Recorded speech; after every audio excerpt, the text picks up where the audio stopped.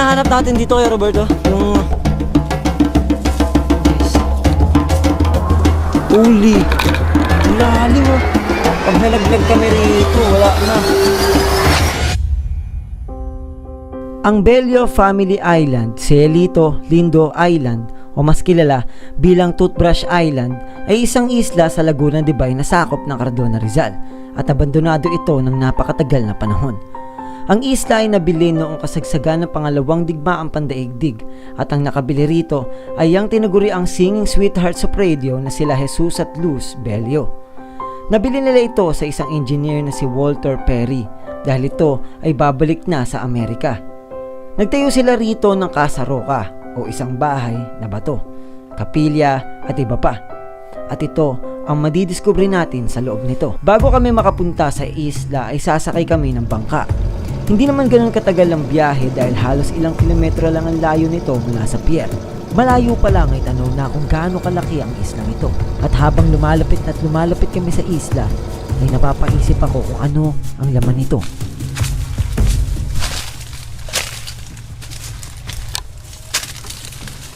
Sa pagpasok namin sa isla ay tumambad sa amin ang strukturang pabilog na ito. Ayon sa apo ng may-ari, ang strukturang ito ang tinatawag na glorieta. Sa silid na ito, binabati ng mga Bello ang kanilang mga bisita na galing sa pangpang na nasa baba ng isla. Isa kasi sa meron dito sa isla na to, yung anak ng may-ari dito, nilibing dito. Ayon sa mga nabasa ko tungkol sa isla na to, pagmamayari ito ng mag-asawang Mr. and Mrs. Bello. Ayon sa mga kwento, binigay ito ni Mr. Bello sa kanyang asawa noong sila ay kinasal. Marami ang tawag o bansag sa islang ito. Doon ang Toothbrush Island dahil sa mala sipilyo nitong hugis. Tinatawag din itong pulo ni Bello at Cielito Lindo Island dahil pinangalan daw ito doon sa namayapang anak ng may-ari nito. Ito yung mga... Grabe. Tingnan niya. Ang pinaka-unique dito, alam niyo ba yung mga style ng bahay ng 1500s guys sa Amerika? Gantong-ganto yung style niya, pati yung pagkaka-construct. Grabe itong lugar na to guys. Guys. Tingnan itong hallway na ito, napakaliit. Ang gusali na ito ay nagsilbi daw bilang isang guest house sa tuwing may mga bumibisita sa isla.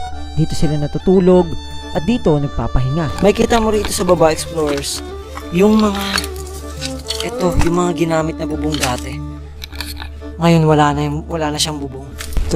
Dito rin explorers. Same thing.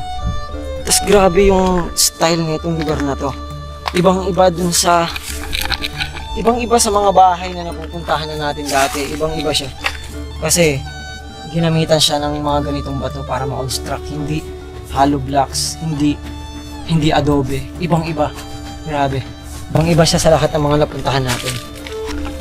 Puntahan natin ngayon yung puntod. Pero walang ahas dito. Sabi-sabi kasi may mga ahas daw dito. Marami na daw sawa. Ayun na guys. Ayun na.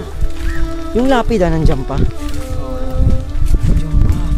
Ito pa nga. Ano to, kabaong? Ito nga yung kabaong. Ito yung kabaong guys. Ito yung kabaong explorers. Boy, yung kabaong ginamit. Ito yung lapida. Ito guys, dito nilibing yung anak ng may-ari.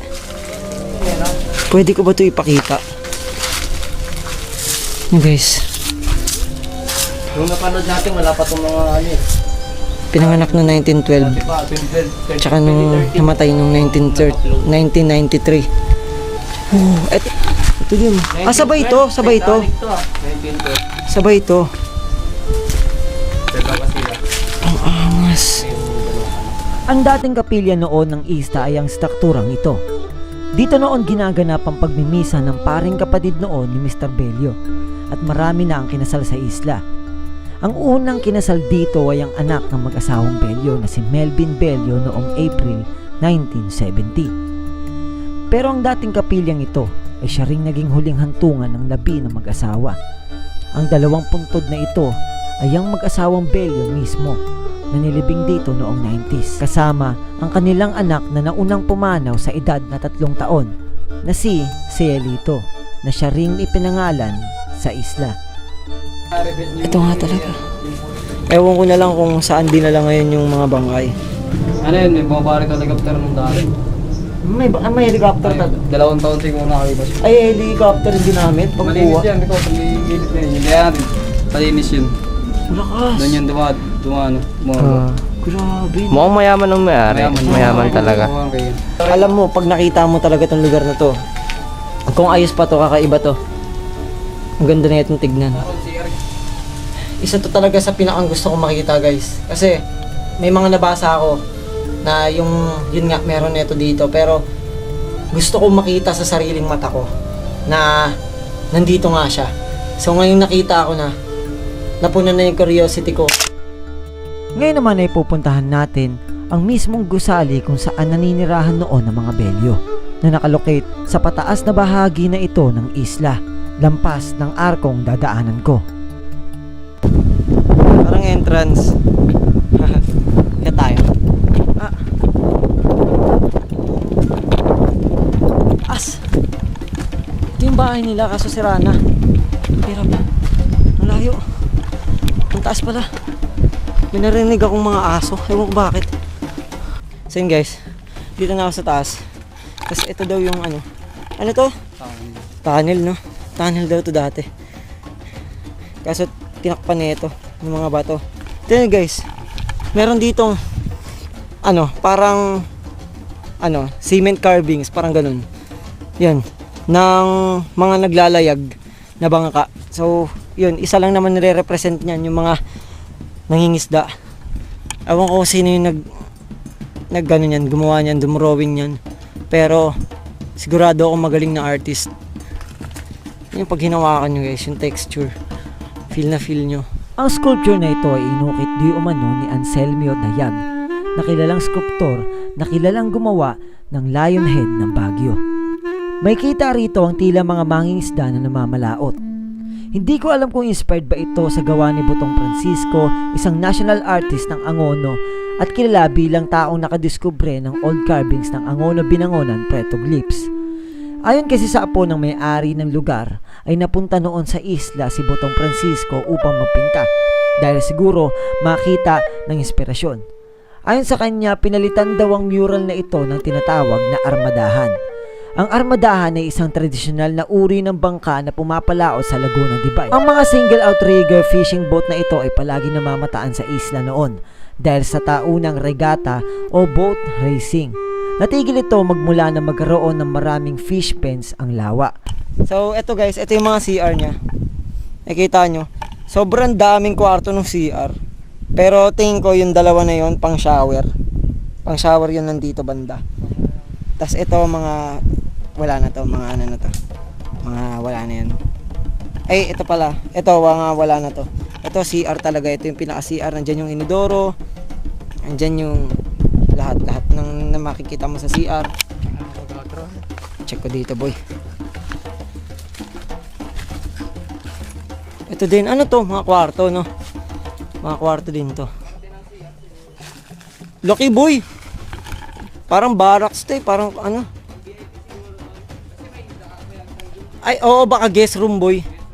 Guest room. Kasi may mga nagpupunta rito, baka guest room to. Yun yung ina-assume namin na guest room to ah. Pero, yun. Pero kapansin-pansin explorers, no? Dito, banda, adobe yung ginamit. Yan yun.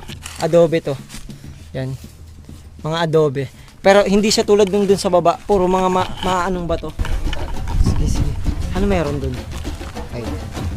Titignan natin dito kasi iniintriga ako ni John Mark eh.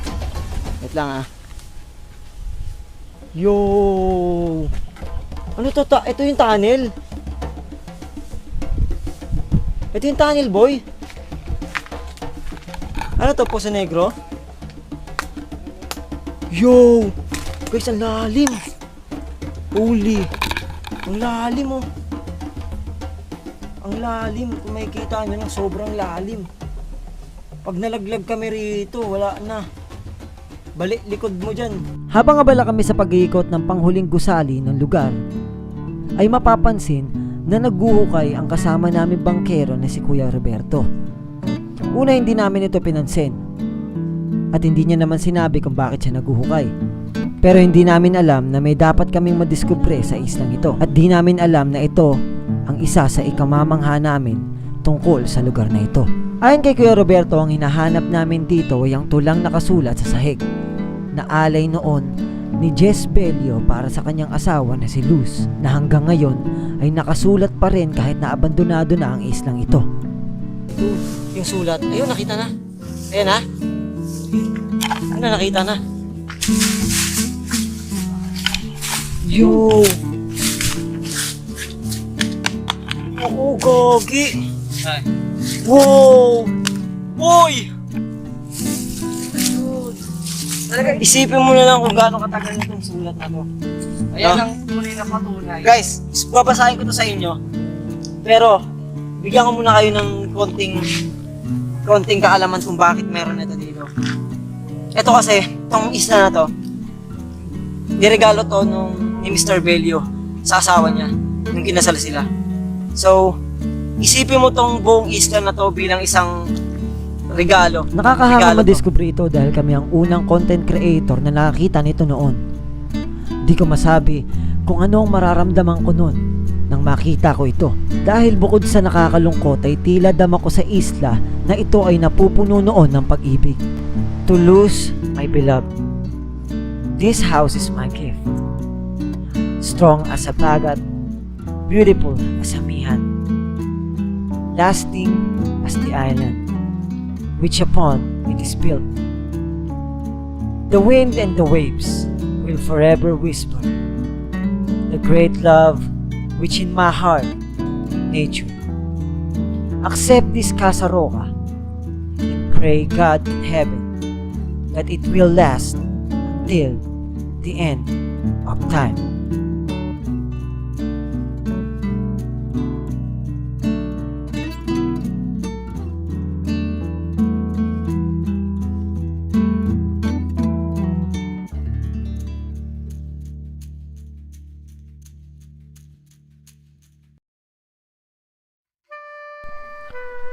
Di ko malilimutan ang mga nadiskubre ko sa islang ito. Kamangha-mangha na ang lugar na ito ay naging puno ng pag-ibig na tila di na magwawakas. Kahit na aktibo pa ang lugar, ang pamilya Belio ay masigla. Ayon sa mga taong taga-Pangpang, sila ang pinakamabait sa lugar kahit na tubig ang kanilang pagitan. Open sila sa mga taga-Pangpang upang makisaya. Ayon pa sa apo ng may-ari, nung panahon ng digmaang pandaigdig, ligtas silang nanirahan sa isla. Pati mga kamag-anakan na galing sa magulong Maynila ay dinala sa isla upang madama nila ang kaligtasan mula sa gera. Para sa akin, ang lugar na ito ay protektado ng pag-iibigan ng dalawa. Ang isla ay kailanman hindi babahayan ng mga elemento gaya ng sinasabi ng ilan. Hinihiling ko lang na sana ang mga lugar na sagrado para sa iba, noon man o ngayon, ay irespeto natin ang bawat kwento. Dahil ito lamang ang nagpapanatili sa kanilang buhay kahit na ito ay maging abandonado.